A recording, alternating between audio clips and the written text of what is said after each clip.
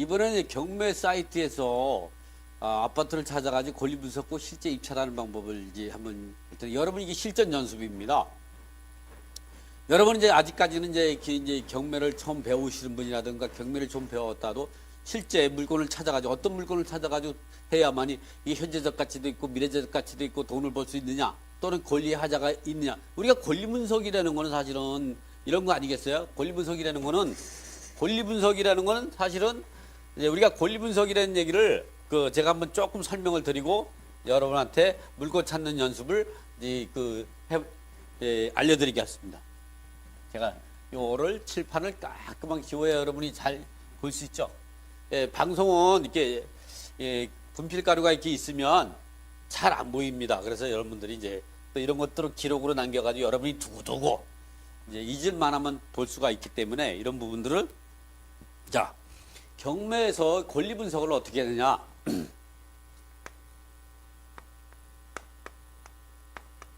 여러분 시청자 여러분 이 권리 분석이라는 게 사실은 여러분 어떻게 생각해요? 어렵다고 생각하죠? 제일 쉬운 게 권리 분석이죠. 권리 분석은 이렇게 하는 겁니다. 이렇게 보면 권리 분석은 말소 기준 권리라는 게 있습니다. 이 말소 기준 권리는 뭐냐?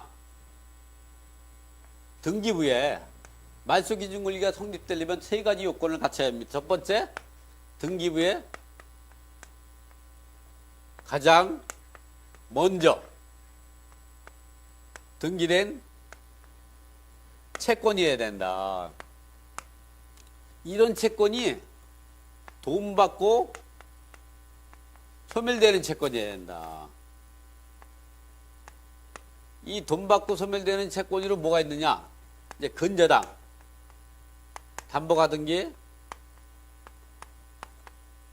가압류, 압류, 그리고 전세권 등기는 선수리 전세권자가 아파트나 다세대 연립 같은 이 집합 건물에 대해서 최선수리 등기된 전세권 같은 경우는 용익물권으로 해가지고 이 전세권자가 배당 요구를 하지 않는다든가 또는 직접 경매를 시청하지 않으면 낙찰자가 인수해야 됩니다. 그러나 이 직접 경매를 시청했다든가 또는 이제 제3자의 경매 절차나 공매 절차에서 배당 요구했다면 소멸되는 그리고 배당받는 1순위로 배당받는 이러한 권리에 불과하죠.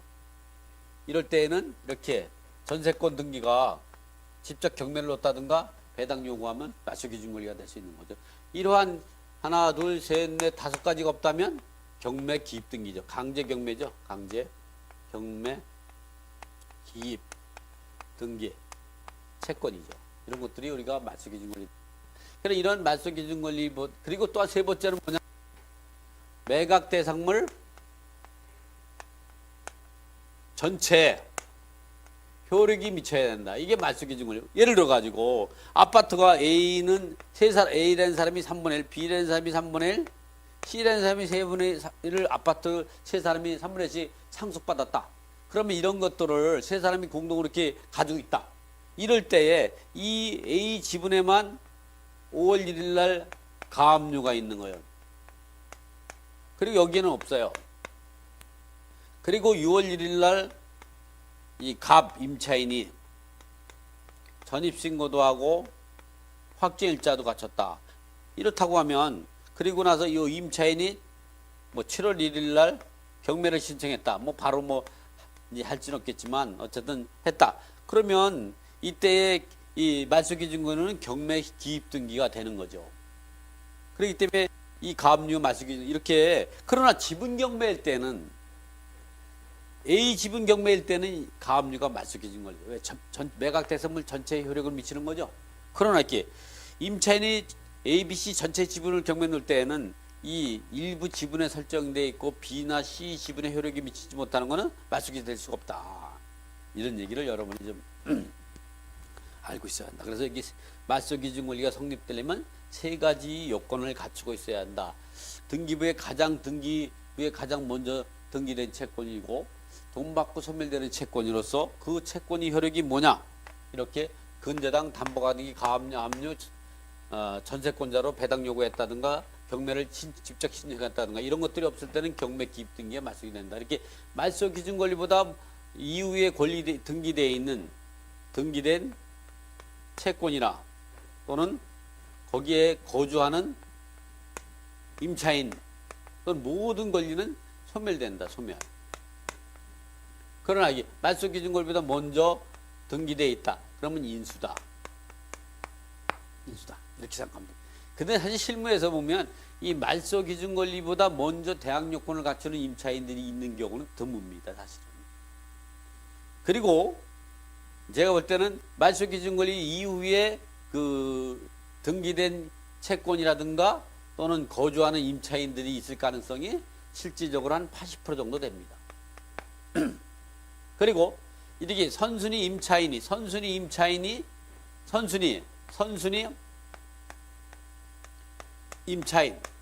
또는 선순위 전세권, 이러한 선순위 임차인, 선순위 전세권자가 실무에서 배당 요구를 해가지고 전액 배당받고 소멸되는 것이 한 10%가 됩니다. 결국은 제가 보기에는 이 말소 기준 권리 이전에 있는 권리를 인수하는 경우는 경매 절차에서 열의 한 개도 안 됩니다. 10%도 안 되죠. 그래서 어떻게 했냐면 여러분이 이제 경매 들어가면 사실은 제가 볼 때는 이 인수할 수 있는 권리로 인해서 낙찰자가 인수하는 경우는 거의 없죠. 그래서 결국은 한 90% 정도는 경매가 안전한 거죠. 경매의 어려운 점은 10%의 권리 하자 분석 때문에 그렇죠. 그 때문에 여러분은 이렇게 90% 범위 내에서 우량한 아파트, 즉 역세권 주변, 걸어서 7, 8분 거리, 그리고 세대는 500세대 이상이 돼야죠. 그리고 학군이 좋고, 그리고 그 주변에 재건축, 재개발이라든가 또는 신규 아파트만 분양가 높죠. 함께 따라 오르는 거지. 세상에 도개청청하는 게 어디 있습니까? 부동산은 같이 오는 게 이쪽에는 오르고 저쪽. 그러니까 여기서 서쪽 강남에 가격이 오르니까 동작구도 이 가격이 올라가잖아요. 동작구가 오르니까 또 이 영등포가 또 오르죠. 또 이게 서쪽 강남 강동구가 오르고 동작구 올라오니까 어떻게 해요? 한강 북쪽으로 마용성 지역이 또 올라가죠. 마용성은 마포구, 용산구, 광진구. 마포, 용산, 광진구가 높으니까 또 어디 갔어요? 옆에 또 마용성, 그러니까 마포구, 용산구, 성동구. 이 지역에 오르니까 또 그 옆에 광진구도 가격이 오르죠. 대단한 올라가죠. 지금 아파트가 뭐 장난이 아니죠. 이렇게 오르는 겁니다. 이런 부분들을 우리가, 그래서 이런 걸 주의해서 우리가 물건을 권리 분석은 이런 걸 주의하고 하고, 그러니까 지금부터 이런 걸 분석하는 걸 설명을 드리고, 또 아까 같이 우량한 물건을 찾는 방법에 대해서 여러분한테 이 설명을 드리는 시간입니다. 이 시간. 그러니까 여러분이 권리 분석을 생각한다. 이거를 놓치지 마세요. 말소 기준 권리 이후에는 소멸된다. 말소 기준 권리 인수할 수 있다. 근데 인수할 수 있는 사람들이 뭐가 있겠어요? 가등기나 가처분이 있는 경우가 그게 몇 개나 되겠어요? 그건 뭐 한 10,000개 하나 있을까 말까. 경매 물건 10,000개 있을 때 선순위 가등기 가처분이 있는 거죠. 여러분 10,000개 중에 하나 살 필요가 뭐 있어요? 9,999개를 말이 안 나. 9,999개를 선택 중에서 우량한 물건 얼마나 찾을 수 있는데, 사실 이 선순위 임차인 인수할지 모른다 그러면 말소 기준 권리 이후에 소멸되는 것도 80%가 돼요. 80%. 이 물건은 우량한 물건을 얼마나 찾을 수 있어요? 못 찾는다고요? 저를 찾아오세요. 제가 찾아드릴게요. 자, 그 물건을 이렇게 권리 분석을 한다. 이러한 권리 분석이 하자 없는 것 중에서 우량한 물건, 돈 되는 물건을 찾아라. 그 물건이 역세권 주변 아파트다. 자, 그러면 여러분과 같이 그러한 아파트를 함께 찾아보도록 하죠. 일단 제가 경매 사이트를 한번 이렇게 구독전 거를 제가 이제 자문을 구독전 사이트 같은 경우 제가 자문을 해주고 있기 때문에 여기 보면 제가 이제 여기에 보면 이게 제 동영상도 많이 올라가 있죠. 이렇게 제가 이렇게 올라가 있죠. 이렇게 하고 그 자문을 해주는 거기 때문에 제가 구독전 사이트를 한번 제가 열어봤고요. 여기에 보면 이렇게 이제 물건을 조사할 때는 이 홈페이지 연 다음에 경매 검색을 이렇게 누르면 자동으로 이 화면이 뜹니다. 이 화면은 종합 검색으로 해서 제일 먼저 상단에 있는 물건 뜨죠. 그래서 물건을 조사하는 법은 종합 검색 스타일로 해서 이렇게 검색을 할 수 있는 거 있고 또 이렇게 이 경매 일정별로도 많이 합니다. 경매 일정을 보면 달력 캘린더가 나오고 달력이 나오고 일정별로 이 각 법원별로 경매 물건이 나오죠. 그래서 우리가 물건을 찾는다면 이렇게 뭐 서울중앙법원이다. 그럼 경매 일정별로 한번 해서 이 서울중앙법원이 2018년 12월 4일이니까 이미 지났죠. 그러니까 앞으로가 언제냐? 12월 10일이니까 다음 주 화요일이네요. 요걸 검색을 하면 현재 진행되는 경매 물건을 이제 확인할 수가 있는 거죠. 제가 이제 여기서 제 얼굴을 좀 줄여보고 그리고 경매 물건을 더 이게 보기 좋게 내 얼굴이야 뭐 좀 잘생긴 얼굴인 뭐 여러분이 이렇게 전면을 볼 때 보면 되고 이 권리 분석할 때는 이렇게 작게 보여도 너무 서운하게 생각하지 마십시오. 왜냐하면 어차피 많이 보잖아요. 그렇지만 여러분들은 이렇게 권리 분석을 하는 이런 물건을 찾고 이러는데 화면에서 제 얼굴이 가려지면 여러분이 이제 어려움이 많잖아요. 왜 가뜩이나 이제 권리 분석에 약하잖아요, 여러분들. 여기 시작은 미약하나 끝은 창대하리라. 이런 문구도 있죠. 자, 이번에 보면 이렇게 노란색을 선택하면 제가 마우스가 올라간 겁니다. 서초구 반포동에 있는 설의 아르트빌 요거 같은 경우는 아파트지만 17억 가잖아요. 이런 거는 여러분이 돈이 없으면 못 사죠. 그래서 이렇게 좀 가격이 좀 저렴한 아파트를 한번 찾아보겠습니다. 요 다가구 주택도 나왔죠. 요것도 분석할 수 있는 거죠. 일단 먼저 여러분이 입찰 들어가기 쉬운 여기 이 아파트가 보면 이렇게 이제 서울시 동작구 사당 동작구 지역도 가격이 많이 올랐죠. 이 아파트가 8억 3,200만 원짜리가 있습니다. 그리고 조회수가 1,563명이죠. 이 아파트는 12월 11일 다음 주 화요일입니다. 이 아파트가 어떤 거 하면 권리하자가 있는지 그거는 우량한 아파트인지 먼저 우량한 아파트인지를 먼저 보고 이제 권리 분석을 해보도록 하겠습니다. 이 눌러보니까 이와 같이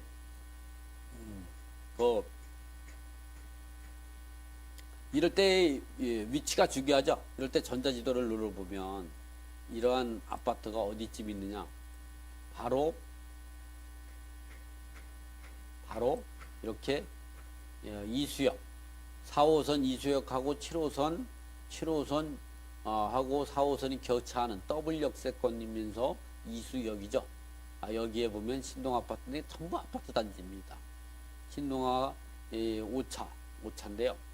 여기에 아파트가 있습니다. 그러면 이게 우리가 이 아파트가 시세가 얼마 가는가 이 위치는 좋으니까요. 시세가 얼마 가는지를 제가 한번 여러분한테 보여드리겠습니다. 시세는 바로 어떻게 하냐 네이버에서 부동산 시세를 보시면 여러분은 그러면 이렇게 네이버죠. 근데 요거는 제가 이제 창을 이렇게 바꿔서 이쪽에서 보여드릴 거예요. 이렇게 네이버의 창을 열었다 그러면 네이버의 창을 좀 더 키워보겠습니다. 커지죠. 여기서 부동산을 이렇게 네이버 창에서 부동산을 클릭하면 이렇게 부동산을 물건을 찾을 수가 있는 거죠. 그래서 여기서 보면 서울시고 여기 동작구죠. 동작구면은 더 내려가야 돼. 동작구. 그리고 나서 여기에 보면 매물 버전 이제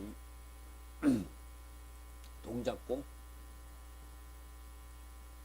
그다음에 여기에 사당동. 다음에는 이 단지를 봐야죠. 단지가 이게 신동아 아파트니까 더 내려가야죠. 신동아 아파트.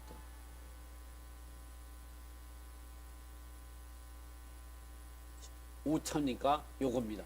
이렇게 봤을 때 비슷비슷한 단지가 많기 때문에 뭐까지 확인했냐. 이렇게 내려가 보면 주소가 있습니다. 주소가 있죠. 1137. 여기에 맞는지를 꼭 확인해야 됩니다. 경매 물건은 왜냐면 서울 같은 데는 단지가 비슷비슷했기 때문에 여러분들 그것이 맞는지를 여러분한테도 보여드리죠. 경매 사건을 보면 여기에 보면 123 사당동 1237 맞죠? 이렇게 항상 여러분이 번지하고 여기 그 경매 물건에 있어서의 번지가 일치하는지를 꼭 같이 확인해. 이것까지 확인해. 왜냐면 서울에는 비슷한 아파트가 많기 때문에 잘못하다 보면 잘못된 시세 갖고 판단하게 되면 큰 오산이 되는 거죠. 여기에 보면 이 물건에 보면 전용 면적이 얼마냐? 114.68이죠.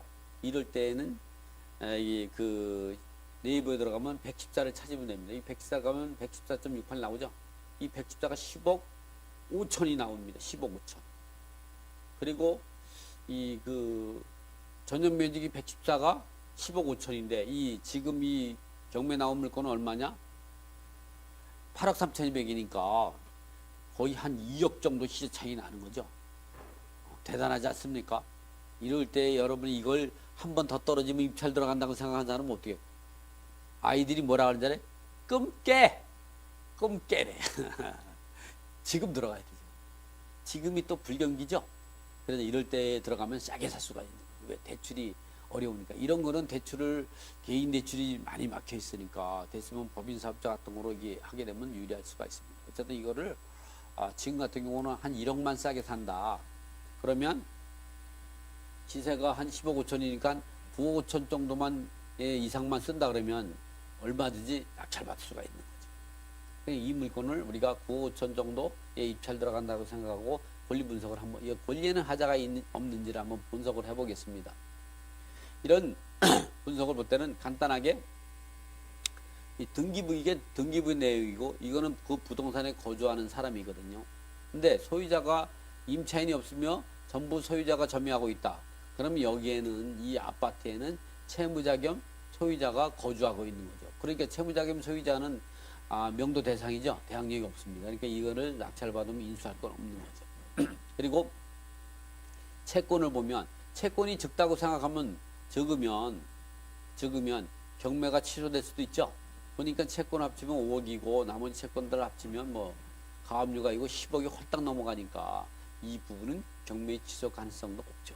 그래서 이거는 이제 그 권리의 하자가 없습니다.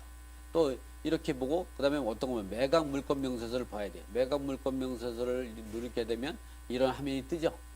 여기에 보면 가장 먼저 등기되어 있는 게 맞수기준 권리고 여기에 조세된 임대차가 없죠. 그래서 이거는 특별히 인수할 게 없기 때문에 낙찰자가 낙찰받으면 대부분이 이제 이런 경매 물건 같은 경우는 대부분이 여기서 보듯이 거의 대부분이요 다 이 말소기준 권리 이후예요. 이후. 그러니까 이 80%에 해당되는 여러분이 권리 분석이 자신이 없다. 그럼 권리 분석을 쉽게 하는 방법이 뭔지 알아요? 여러분한테만 딱 가르쳐드릴게요. 말소기준 권리 이후에 있는 임차인이나 또는 채무자 겸 소유자가 거주하는 경우가 80%입니다. 80%가 뭡니까? 사실은 이제 그 90%라고 해도 이제 무방하죠.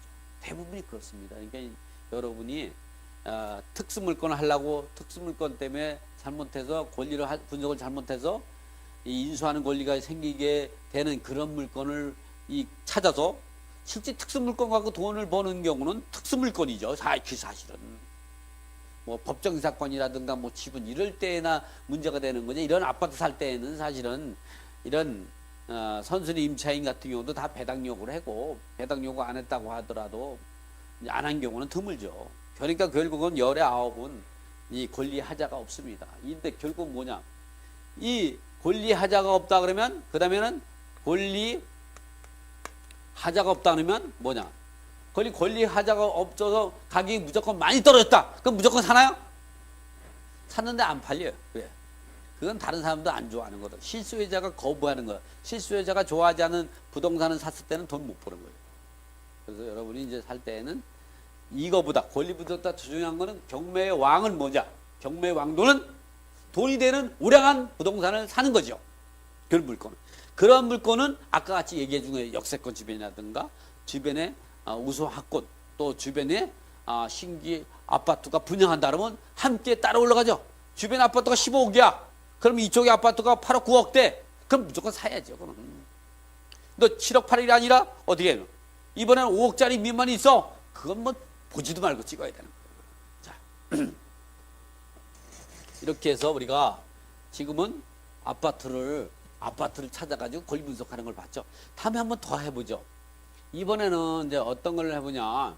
이번에는 이 경매 검색으로 해서 이번에는 종합 검색으로 물건을 찾는 방법을 한번 설명을 드릴까 합니다. 이와 같이 이제 보면 이럴 때는 이제 서울시 또는 이제 제가 동작구를 찾고 싶으면 동작구를 검색을 하면 되죠. 그리고 뭐 돈까지 칠 필요가 없죠. 근데 제가 이제 물건의 종류를 여러분한테는 못 보이고 저 혼자만 봤네. 다시 하겠습니다. 이 경매 검색을 누르면 자동적으로 종합 검색. 이번에는 좀 전에는 이제 일정별로 물건을 검색하는 방법에 대해서 우리가 공부를 했죠. 이번에는 이제 일정별로 하는 게 아니라 이 종합 검색 방법으로 물건을 검색하는 겁니다. 그럴 때는 여기다가 주소를 쳐야죠. 서울시에서 물건을 동작구에 있는 부동산을 사겠다. 그럼 부동산을 동작구를 검색한 다음에 뭐 동까지 넣을 수도 있지만 동도 선택할 수가 있는 거죠.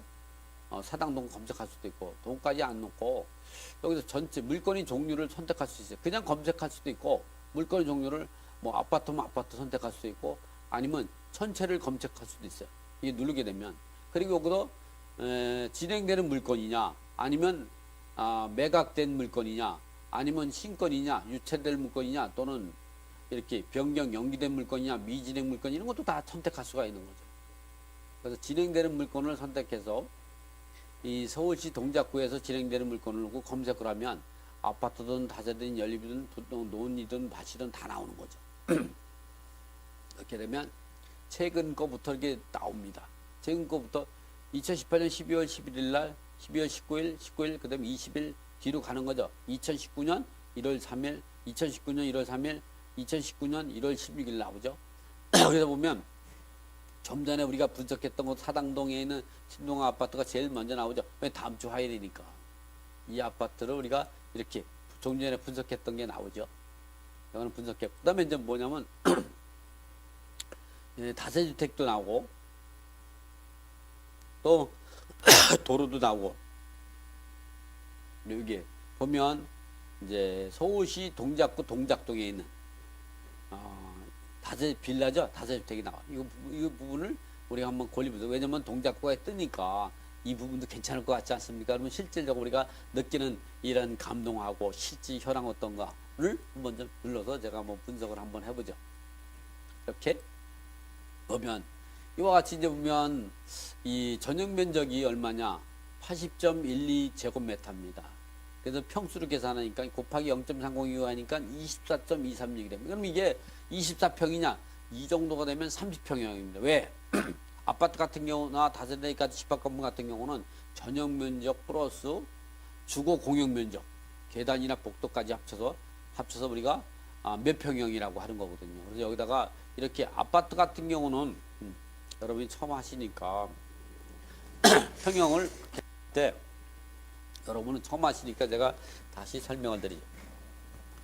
여러분이 이제 전용 면적이 나온다. 그러면 이게 몇 평형이냐? 이거를 분석할 때는 어떻게 되냐?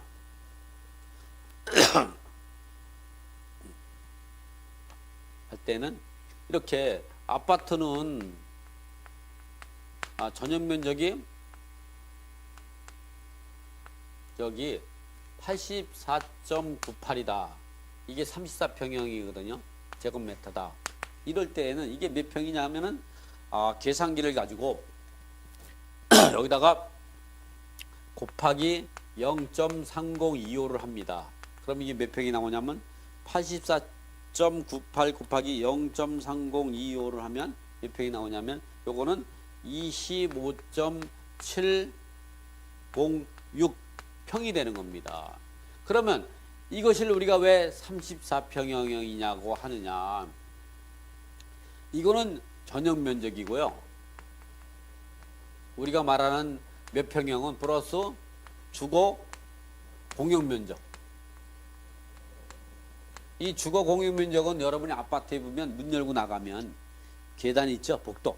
그리고 계단 있죠. 엘리베이터. 그 면적을 포함하는 겁니다. 그건 어디냐. 등기부에는 이렇게 전용 면적만 나오고 그 주거 공용 면적은 건축물 대장을 띄면 나옵니다. 그래서 보통은 이거를 여러분이 이제 이렇게 나온다. 그러면 여기다가 아파트 같은 경우는 건축물 대장을 띄면 정확히 나오지만 건축물 띄기 전에는 언제 부동산인데 전용 면적이 84.98이요. 곱하기 37평이요. 이게 몇 평이냐 알 수 있다. 물론 부동산에 가르쳐주면 여러분이 알고 싶다면 곱하기 한 기당 1.3 정도 해보면 나옵니다. 제가 한번 해보겠습니다. 25.1 1.3 정도 하면 몇 평이 나오냐? 33.418이 나옵니다. 이러면 34평. 이 소수점이 있으면 그냥 올리는 겁니다. 사사업이 아니고. 이게 34평이라고 하죠. 아파트는 이렇게 한 1.3 정도 곱하면 됩니다. 이거는 약식으로 그냥 간단하게 여러분이 현장 갔을 때 이제 건축물 대장을 띄지 않고 여러분이 확인할 때 이렇게 하는 거고, 이 다세대 주택이나 연립 다세대나 연립 같은 경우는 이 전용 면적이 있다면 곱하기 1.2를 하면 됩니다. 그리고 상가나 오피스텔 이런 것들은 전용이 그 51%고요. 공용이 49%입니다. 그러니까 이런 상가나 오피스텔 있을 때는 이 전용 면적 곱하기 1. 그냥 2 해도 됩니다. 왜냐면 49대 59면 2배죠. 곱하기 2 하면 됩니다. 오피스텔이 예를 들어서 뭐 14평 나온다 전용이. 그럼 곱하기 2 하면 28이 나오죠. 28. 이런 경우는 여기에 51대 49니까 이런 거는 28평이라고 가지고 조금 줄여서 27평형이다. 이렇게 하면 이해하면 됩니다. 곱하기 이해하면 돼요. 이런 정도는 여러분이 좀 알고 있어야만이 실전에서 언제 전용 면적으로 따지고 이게 이 전용 면적이 얼마다 이렇게 이 부동산을 많이 얘기하면 이게 아파트니까 거기다 1.3 하면 이게 몇 평형이다. 이 값을 따지고 다세대 연립가 1.2를 곱하면 된다. 이게 상가나 오피스텔이다. 상가나 오피스텔은 전용 면적이 51대 공용 면적이 49니까 곱하기 2 하면 이게 몇 평형이다. 이게 분양 면적이 몇 평형이다. 이렇게 이해하시면 되는 거죠.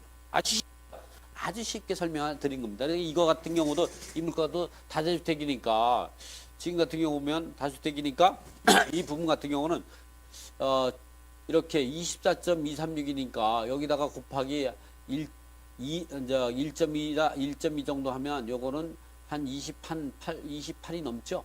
그러니까 이런 경우는 한 30평형 아파트 따지면 30평형이다 이렇게 이야기하는 거죠. 그리고 내부도 보면 30평하고 비슷하게 거의 크기도 이제 나옵니다. 그래가지고 이런 경우를 보면 내려가 보면 이런 데인데 이게 위치가 어디 있느냐? 위치를 보니까 이같이 이제 지도를 보니까 위치가 어디 있느냐? 여기가 물건이 여기에 있는 거네. 여기에 있는데 좀 더 올라가면 쭉 가다 보면 이수역에서 어디로 가느냐? 송신대 이수역에서 어디 반포 쪽으로 가지 동작역 있는 쪽에 이렇게 가죠. 이 때문에 여기 같은 경우는 이때가 이제 우리가 현충원이고 여기에 있는 아파트입니다. 그러니까 이쪽에 있는 갯마을 신동안 아파트가 있는 데고 이 빌라가 있고 그러니까 위치적으로 상당히 괜찮죠. 이런 부분들이 이제 보면 이래서 위치가 좋아서 가격이 이만큼 올라온 거죠. 이 물건에 이제 이 물건이 감정평가가 한 5억 1,700만 원인데 이게 4억 1,300이라고 이 가격이 저감이 되는데 이 물건에 하자가 있는지 없는지를 봐야죠. 반드시 여러분이 이렇게 분석만 하고 현장 가서 실제로 이 현장을 봐야 됩니다. 여러분이 이게 지도나 감정평가서로 보는 거랑 또 다른 현장을 볼 수가 있는 거죠. 여기에 보면 말소기준권리가 2016년 3월 25일입니다. 그리고 여기에 거주하는 방직명이라는 사람이 있는데 대학 요건은 2015년 10월 21일이 돼 있죠. 그러면 이 사람이 이 임차인이라고 하면 인수해야 되죠. 이 말소기준권보다 먼저 대학 요건을 갖춘 거죠. 그런데 이게 본건의 부동산의 소유자가 직접 거주하지 않고 목적물의 전부에 대해서 임대차가 있음. 본건 부동산 임차인이 처와 면담했다. 방중유역은 전입일자가 대항력이 있으므로 보증금이 있는 임차인인 경우는 이런 경우는 우리가 선순위 임차인이 있기 때문에 이런 경우는 우리가 입찰 들어갈 거를 이 임차 보증을 안다. 그러면 그 임차 보증을 인수할 걸 생각하고 그보다 낮은 가격은 입찰에 들어가지 않으려면 이런 건 사면 안 됩니다. 왜냐면 이런 경우는 5억 정도 되면 임차 보증금 한 3억 정도 되죠. 그래서 이런 경우를 우리가 입찰 들어가게 된다면 3억을 인수할 수가 있는 거죠. 그래서 여러분들은 이런 문제가 나온다면 이런 것들은 여러분이 권리 분석을 자신이 없다. 또 이 임차보증금 3억을 인수해서는 메리트가 없다. 장점이 없다. 특징이 없다. 이랬을 때는 입찰을 들어가지 않고 거부하면 되죠. 왜 물건이 뭐 이것만 있겠습니까? 그럼 다른 걸 또 보죠. 이번에 빌라 같은 경우와 여기에 보면 서울시 동작구에 있는 요걸 한번 제가 보죠. 이 부분도 보면 이 물건은 어디에 있느냐. 이렇게 위치가 상당히 중요하죠. 이 위치가 어디 이것도 보면은 여기는 이제 낙성대역이고 여기는 사당역의 사이에서 여기 있으니까 여기에는 이제 언덕바지에 있는 물건이지만 이 물건도 이제 이 물건의 권리가 하자가 있는 점을 봐드리면 이와 같이 보면 말소기준 권리는 2018년 2월 15일이고 그 근저당입니다. 3억이죠.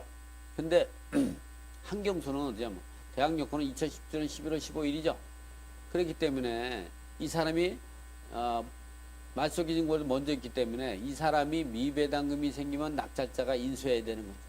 근데 그러니까 결국은 이거는 2억 1천만 원에 입찰에 들어갔다 하면 2억 1천만 원에서 경매 비용을 뺀 금액을 한경수가 1순위로 배당을 받아갈 것이고 거기에 미배당금이 생기면 그러니까 낙찰자가 인수하니까 한 1억 3천 정도는 낙찰자가 1억 한 3천 정도는 낙찰자가 인수할 수 있는 거예요. 그러니까 이런 물건은 입찰 들어가면 또 어려움이 있죠. 우리 여러분한테 쉬운 물건을 보여주려 했더니 그런 것만 또 보이네요. 근데 다 그런 건 아니지. 이번에는 이제 보면 요 상도동에 있는 다세대를 한 번 더 보고 이거 같은 경우는 보면 말소기준 권리가 2004년 10월 25일 날 근저당권 교보생명보험에서 근저당을 설정한 거네요. 1억 4천만 원 채권 채권에. 근데 이 집에는 누구냐? 조세대 임대차가 없고 소유자가 있는 거죠. 이래서 이런 경우는 보면 우리가 이렇게 매각 물건 명세서를 보면 이 매각 물건 명세에서 보면 말소기준 권리가 이렇게 나오고 여기에 조세대 임대차가 없고 소유자 채무자기면 소유자가 거주하고 있는 이런 경우는 낙찰 받아도 우리가 인수할 권리는 없는 거죠. 그럼 이 물건이 어디 있느냐? 위치를 봐야죠. 이렇게 물건을 보니까 어디냐? 이 신대방 삼거리하고 장순백이 있는 요 중간 지점에 있으니까 위치는 괜찮습니다. 7호선이 요즘에 인천부터 저기 강북을 가로지고 해가지고 이것이 요즘에 뜨고 있는 지하철이죠. 특히 좋은 건 저는 지하철이 왜 좋으냐?